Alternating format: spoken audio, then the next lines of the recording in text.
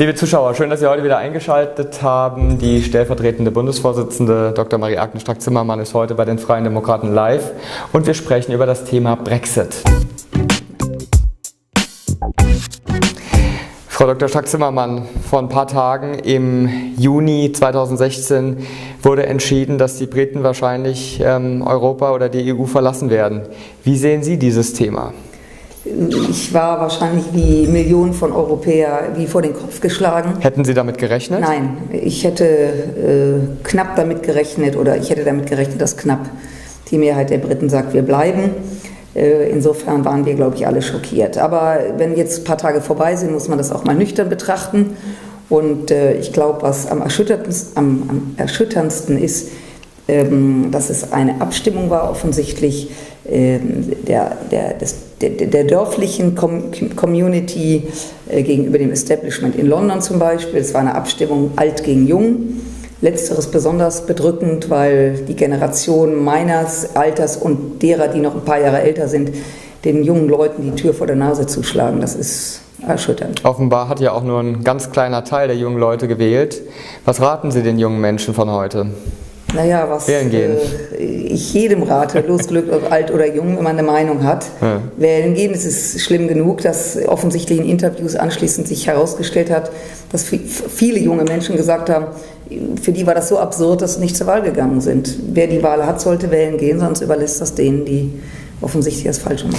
Jetzt ist ja die große Frage, wird der Brexit denn wirklich kommen? Er muss kommen. Wenn man das Volk fragt und bekommt eine Antwort, dann kann man nicht sagen, nö, jetzt doch nicht. Also es kann ja nicht so lange gewählt werden, bis es passt. Die Engländer sind jetzt aufgefordert, das jetzt auch zu vollziehen, besser Herr Cameron, der das ja eigentlich gar nicht wollte. Das ist ja eine große, fast kann man sagen, eine Posse. Nein, das muss jetzt kommen. Das Blöde ist, dass manche Regularien in der EU ja schräg sind. Es gibt den Paragraph 50, der aber nur regelt, dass einer austreten kann, was er nicht regelt, wann er dann austritt. Und das zeigt mal wieder, dass all diese Gesetze und Planungen, wenn es zum Moment kommt, offensichtlich nicht ausgegoren sind.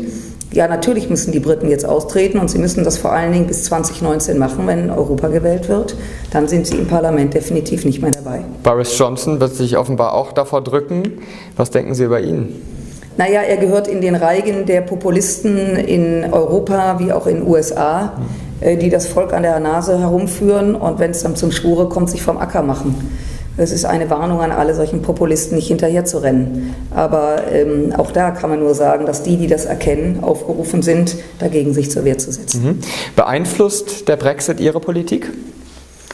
Nein, weil ich finde es zutiefst bedauerlich. Europa ohne England ist eigentlich unvorstellbar. Aber man kann Reisende nicht aufhalten.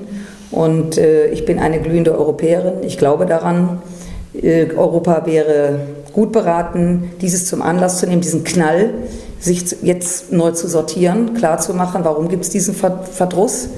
Das hoffe ich, dass Europa daraus lernt, dass das Parlament gestärkt ist, dass sie sich auf die Kernaufgaben besinnen und die Leute einfach leben lassen.